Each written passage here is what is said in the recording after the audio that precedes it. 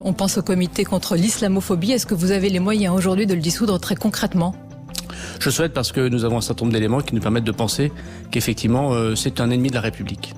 Je me suis confronté au CCIF dans des salles d'audience, donc j'ai beaucoup travaillé sur le CCIF. Le CCIF, par l'intermédiaire de son porte-parole, a considéré en janvier 2020 que l'islam est une religion qui a vocation à régir toutes les sphères de la vie sociale et que le problème idéologique posé par les musulmans à la République française est celui d'une population qui n'a pas envie de se soumettre au mode de vie tel qu'il est pratiqué ici. Je vous repose ma question sur le CCIF. Est-ce que de votre point de vue, il faut dissoudre ce collectif contre l'islamophobie en France? Écoutez, je suis mal placé parce que si je dis oui ou je dis non, je ne suis pas assez bien informé. Mais ce que je peux dire, c'est que si ça nécessite d'être interdit, faisons-le. Oui à la dissolution des associations telles le CIF. Sébastien Jumel veut parler du collectif contre l'islamophobie en France, le CCIF. Qui visiblement est ennemi de la République. Je m'appelle Marwan Mohamed, je suis statisticien, ingénieur financier de formation. J'ai été le porte-parole puis le directeur du collectif contre l'islamophobie en France, avant ensuite de cofonder la plateforme Les Musulmans, qui rassemble des associations et des dizaines de milliers d'adhérents. Le collectif contre l'islamophobie en France, c'est une association qui se crée en 2004 pour lutter contre les discriminations et les violences qui visent des personnes de confession musulmane ou non à raison de leur religion supposée. Donc des gens qui sont exclus de leur travail, des gens à qui on refuse l'accès à un commerce ou à un restaurant, des gens que l'on insulte ou que l'on frappe à cause de leur religion réelle ou supposée parce qu'il y a même des non-musulmans qui sont victimes d'islamophobie. Et donc le travail du CCIF pendant ces 16 dernières années, ça a été d'assister des milliers de victimes, de déclarants dans l'accès à leurs droits et la préservation de leur liberté. Dans cette affaire, dans l'attaque abjecte qui a eu lieu vendredi, le CCIF a strictement rien fait, n'a pas entamé de démarche, n'a pas communiqué, n'a pas contacté l'établissement, n'a pas relayé de vidéos ou d'informations. Ce qui s'est passé par contre, c'est que comme des milliers de personnes chaque année, il y a des gens qui contactent le CCIF, qui lui écrivent ou qui appellent le guichet. Et le monsieur en fait qui avait tourné la vidéo et diffusé la vidéo sur les réseaux sociaux, 3 jours plus tard, il cherchait des soutiens et il a contacté le CCIF et la personne au guichet lui a dit très simplement nous en fait on vous recontactera éventuellement pour vérifier les faits quand notre service juridique sera disponible, mais en attendant on vous recommande très fortement de retirer cette vidéo parce qu'elle est problématique à la fois puisqu'elle cible une personne et elle est contre-productive, elle est dangereuse en fait dans sa diffusion. Donc non seulement le CCIF n'est pas intervenu, n'a pas diffusé, n'a pas encouragé, n'a strictement rien fait de concret dans cette spirale dramatique qui a abouti à un assassinat horrible, mais en plus, elle avait au contraire incité à désescalader ce sujet, à dépublier une vidéo dont on pensait, et dont on était à peu près tous d'accord, qu'elle était problématique dans ses moyens comme dans son objectif. J'ai réagi de manière très personnelle, j'ai réagi comme un père de famille, comme un enseignant, comme quelqu'un qui a investi dans les communautés éducatives de toutes les écoles où mes enfants ont été scolarisés et ayant moi-même enseigné pendant des années. Donc une réaction viscérale, une réaction de déchirement, un sentiment de terrible gâchis, parce qu'en fait c'est un terrible gâchis quand un enseignant, c'est-à-dire quelqu'un qui a dédié sa vie à transmettre le savoir, au bout du compte finit assassiné. Pourquoi ? Pour des idées en fait. Et dans le même temps, quelqu'un qui n'a strictement rien à voir avec la situation, un jeune de 18 ans qui vient de province et dont la mission est d'assassiner un enseignant parce qu'il n'est pas d'accord avec lui. Et ça, c'est un crime abject. Et au niveau collectif, c'est un terrible gâchis parce que ça veut dire que dans notre société, cet espace de dialogue où on échange ensemble, où l'école, quelque part, est le lieu de la rencontre des idées, la rencontre des savoirs, la rencontre des personnes, eh bien on a un échec collectif de ce point de vue-là. Et puis la terrible émotion de cette brutalité, au bout du compte, de cette violence dans sa plus brutale expression en fait. Parce que en fait, c'est ça l'objectif principal et premier du terrorisme. C'est de créer une réaction, de créer une déferlante émotionnelle, une opposition en fait entre des gens, de créer le conflit au bout du compte et d'inspirer et d'instiller la peur. Le CCIF ne prend pas en charge les cas qui sont liés à des questions de blasphème ou de liberté d'expression au sens général du terme. Ce n'est pas le mandat de l'association. Ça veut dire que le CCIF n'intervient pas, ni juridiquement, ni publiquement, pour essayer de criminaliser Charlie Hebdo ou de criminaliser des gens qui vont faire des caricatures, même si à titre personnel, on peut être en désaccord ou on peut désapprouver une ligne éditoriale ou un message qui est véhiculé par certaines de ces caricatures. Mais le CCIF n'a jamais intenté de procédure pour blasphème. Par contre, sur des exemples précis où une personne va insulter une autre personne en raison de sa religion, sur des cas précis où une personne va inciter à la haine et à la violence contre un groupe de citoyens communs, contre un groupe d'êtres humains en raison de leur couleur de peau, leur origine ou en l'occurrence leur religion, là le CCIF, comme toute association antiraciste, est fondé à agir et c'est comme ça qu'on a fait condamner, à l'époque où j'y travaillais encore, des publications comme Valeurs Actuelles pour incitation à la haine. Dire qu'on rejette et qu'on critique l'islam, ça c'est totalement libre. Dire que les musulmans sont des terroristes ou qu'ils sont des néo-nazis et qu'il faut les expulser du pays ou les envoyer dans des camps de concentration, ça c'est une autre histoire. Ça s'appelle de l'incitation à la haine raciale. Dans les lois françaises, il y a ce qu'on appelle des critères protégés. Les critères protégés, c'est des choses dans l'identité, dans la personnalité des gens, dans l'origine des gens, en fait qui, pas les définissent, mais peuvent être la cible de stigmatisation ou d'exclusion. Être une femme, ça peut nous exposer au sexisme. Être homosexuel, être juif, être musulman, être noir, être d'origine d'Afrique subsaharienne, être de tel pays ou de tel autre, être de telle obédience, parfois ça aboutit à des situations d'exclusion.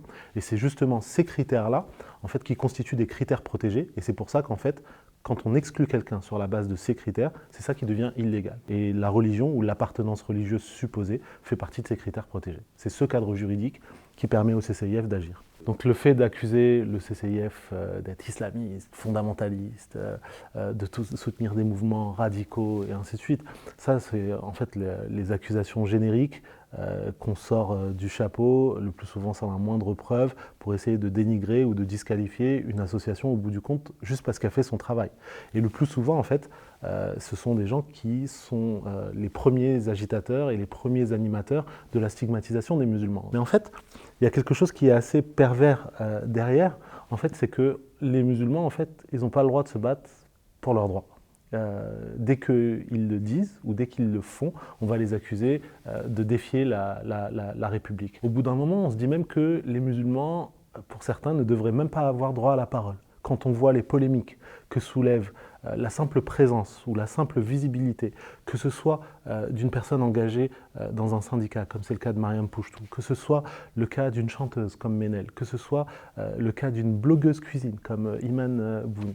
Au bout du compte, le simple fait de s'exprimer et de ne pas cacher, de ne pas masquer, de ne pas invisibiliser sa religiosité, ça en soi, c'est construit comme un problème. Comme si au bout du compte, on était satisfait des musulmans que lorsqu'ils étaient totalement exclus en fait, du champ du débat public. Être accusé d'être des islamistes pour ça, ou être accusé d'être des islamo-gauchistes parce qu'on est contre le racisme, tout ce type de casquettes et de catégories qu'on jette aux gens, sincèrement, quand ça vient de la part de racistes, il faut le porter comme un pins et pas s'inquiéter de ça et se concentrer sur notre travail, celui de la préservation des libertés fondamentales. Il y a Gérald Darmanin qui demande la dissolution du CCIF. Alors là, franchement, je me pose des questions juste plus larges en fait, sur Gérald Darmanin et ses motivations. Il y a quelques années, il soutenait le CCIF, il participait même à une conférence au premier rang dans le Nord, à Tourcoing, pour soutenir la lutte contre l'islamophobie. Aujourd'hui, il demande la dissolution de l'association.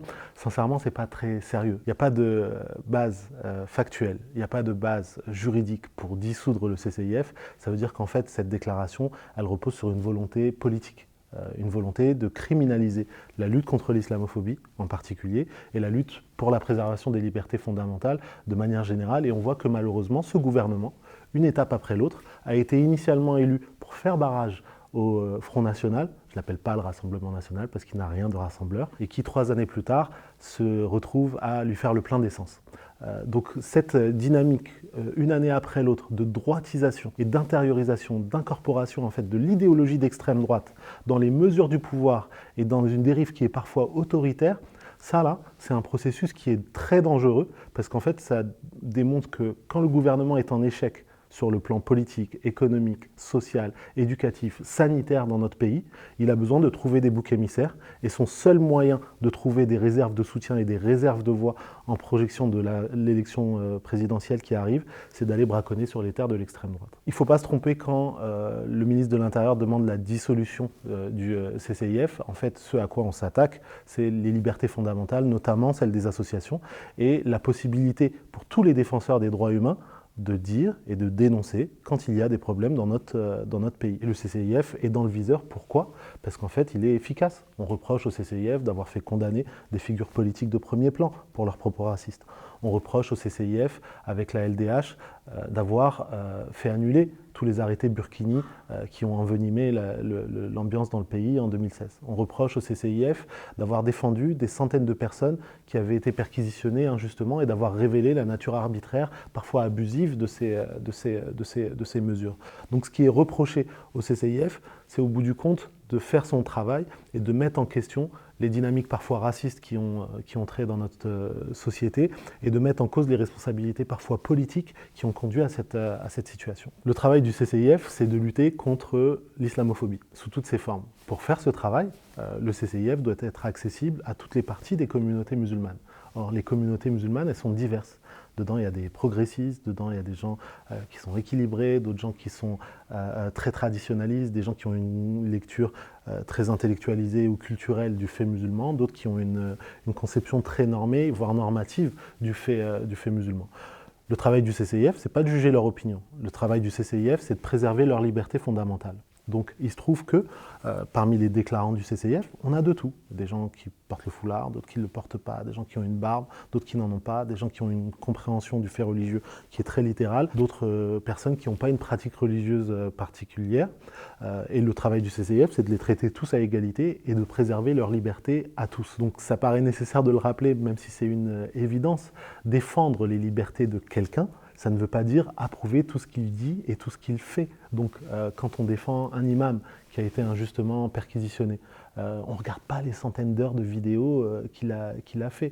Et si lui, il a une vision, je dirais, littérale des textes musulmans, bah, c'est son opinion à lui. Ce n'est pas nécessairement l'opinion ni des personnes qui constituent le CCIF, et encore moins du CCIF, puisque c'est une association religieuse. Donc en fait, ça là, ce distinguo, il faut bien le faire. Défendre les libertés de quelqu'un, ce n'est pas nécessairement approuver l'ensemble de ce qu'il dit et de ce qu'il fait, mais c'est considérer qu'il doit avoir le droit de le faire dans les limites de la légalité française. Sauf que quand on parle d'associations qui travaillent avec les musulmans, en fait, il y a toujours cette volonté en fait, de créer des collusions.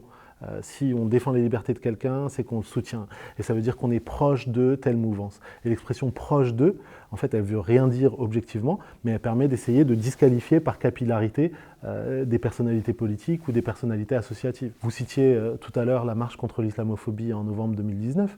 Vous avez bien vu les processus qui étaient à l'œuvre. On essaie de dire « Ah ouais, les élus de gauche sont des soutiens du terrorisme ». Pourquoi ? Parce qu'en fait, ils ont manifesté avec des associations de gauche. Ces associations de gauche, elles travaillent avec des associations de lutte contre l'islamophobie. Les associations de lutte contre l'islamophobie défendent des musulmans, parmi lesquels des imams rigoristes. Parmi les imams rigoristes, il y en a qui ont des discours très traditionnalistes et certains ont inspiré des gens. Et ces gens-là, ils avaient un téléphone et dans leur téléphone, on a trouvé des vidéos qui soutiennent le terrorisme. Et par conséquent, on va disqualifier tous ces gens-là par capillarité. Et la phrase française « si ce n'est toi, c'est donc ton frère » s'applique parfaitement à ce contexte-là. Donc on rejette en bloc. Et on rappelle cette dichotomie nécessaire entre préserver les libertés d'expression de quelqu'un ou les libertés d'association ou les libertés fondamentales d'une personne ou d'une structure d'une part, et d'autre part adhérer ou non, soutenir ou non ses idées et ses actes. Pour prendre un exemple dans le cas opposé, défendre la liberté d'expression de Charlie Hebdo ou de n'importe quel média, ça ne veut pas dire approuver tout ce que ces journaux publient dans le moindre détail de leurs articles. Mais on pense qu'ils doivent avoir le droit d'écrire leurs articles, de publier leurs dessins, de faire ce qu'ils veulent à peu près, mais sans nécessairement qu'on soit obligé d'approuver tout ce qui se dit et tout ce qui se fait. Il y a un certain nombre de médias qui devraient faire un exercice d'autocritique, que ce soit sur le plan des idées ou tout simplement de la déontologie journalistique. Je vois un certain nombre de procédés qui sont à l'œuvre dans le traitement du fait musulman de manière générale et des questions d'islamophobie de manière particulière. Dans le regard médiatique, les musulmans sont soit des méchants, soit des ignorants. Donc les musulmans qu'on montre à la télévision, soit ça va être des gens qui tiennent un discours véhément, hostile, qui vient confirmer le stéréotype qu'on voudrait dresser, soit c'est des gens qui sont là pour leur docilité. Ils dénigrent le reste de leurs coreligionnaires, ils valident l'idéologie d'exclusion qui les vise, et leur principale fonction politique, c'est de valider le racisme qui vise les Arabes, les Noirs et les musulmans. La volonté de montrer ça comme une image représentative de l'ensemble des musulmans, ça pose problème. Et quand, très rarement, il y a des fenêtres où, au bout du compte, on ne peut plus cacher la parole musulmane, et donc on est obligé d'inviter des gens, ne serait-ce que pour donner les apparences de la pluralité du débat, là, en fait, on va avoir des interlocuteurs musulmans qu'on met en accusation. Est-ce que vous condamnez ? Est-ce que vous condamnez ? Est-ce que vous condamnez ? Est-ce que vous êtes d'accord avec tel imam ? Est-ce que vous êtes d'accord avec telle structure ? Est-ce que vous avez dénoncé ? Est-ce que vous avez publié un communiqué ? Comme si au bout du compte, en fait, il y avait une espèce de tribunal médiatique, et à chaque fois qu'il y a un homme ou une femme musulmane, il devait être lui ou elle comptable de ce que font 1,8 milliard de musulmans à travers le globe. C'est comme ça que, sur une échelle de temps de 2, 3, 4, 5 ans, on se retrouve avec des plateaux télé qui, au bout du compte, j'ai même pas envie de dire que c'est le café ou le troquet ou le guichet du coin, mais par contre une espèce de club raciste où en fait on est dans des monologues collectifs, où moi je pense qu'il faut interdire ceci, et l'autre arrive et dit « oui, je suis complètement d'accord, mais encore plus interdire, ce serait bien. Oui, mais quand même les Tchétchènes, ça pose un problème. Oui, mais aussi les Arabes, ça pose un problème. Oui, mais moi je propose qu'on les remigre tous. Oui, mais moi je pense qu'il faut interdire le foulard dans l'espace public. Oui, mais moi je pense que critiquer les violences policières, c'est inciter à la guerre civile. Oui, mais moi je pense qu'en fait les associations qui dénoncent le racisme sont elles-mêmes racistes. » Et cette dynamique-là, cette spirale-là, au bout du compte, il y a deux vainqueurs, les chaînes qui animent ces débats-là pour augmenter leur audience et leur budget publicitaire, mais l'immense vainqueur, en fait, c'est l'extrême droite. Et elle a réussi à imposer son agenda dans des chaînes qui se disent être des chaînes info, et ça influence la manière dont les autres médias reprennent ces questions, et ça normalise en fait des questions et des formes de questionnement d'extrême droite. Je prends tout simplement un exemple pour terminer là-dessus. On est en train de discuter, par exemple, de la question des mamans accompagnatrices portant un foulard dans les sorties scolaires. C'est le énième débat qui revient de manière cyclique tous les 6 mois, soit par Blanquer, soit par Marine Le Pen, soit par Manuel Valls, ou n'importe quel autre de cette mouvance-là. Et on va avoir des médias, par exemple, qui font un sondage. Est-ce que vous êtes pour ou contre la participation des mamans portant un foulard dans les sorties scolaires? Faut-il interdire le port du voile pour les sorties scolaires? Selon un sondage du journal du dimanche, 3 Français sur 4 sont pour l'interdiction du port de signes religieux aux parents d'élèves en sortie scolaire. Et en fait, le fait de poser la question, en fait, d'un point de vue statistique, ça a un effet de cadrage, ça a un effet performatif. Parce que quand on pose la question, est-ce que oui ou non les femmes peuvent porter un foulard ou une mini-jupe ou un tank top ou un short ou un fichu ou un turban ou autre, ça induit l'idée que c'est un sujet d'opinion et que c'est sujet à débat. Mais en vérité, la liberté fondamentale et la liberté individuelle ne concernent que la personne en question. Elle ne concerne pas la population. Ma liberté à moi, elle n'est pas le fruit d'un vote de 60 personnes qui disent « Ah tiens, il a aujourd'hui le droit de porter un pull bleu et une chemise rose. C'est mon choix à moi. » Donc en fait, ce type de méthode-là, ce type de questionnement-là, induit dans l'opinion publique et dans l'imaginaire collectif l'idée que si on fait basculer un sondage dans un sens ou dans l'autre, ça donne un argument pour restreindre des libertés fondamentales. Et ça, c'est vraiment la preuve la plus évidente que, d'un point de vue médiatique, le traitement du fait musulman pose problème, d'un point de vue idéologique, politique, mais aussi méthodologique.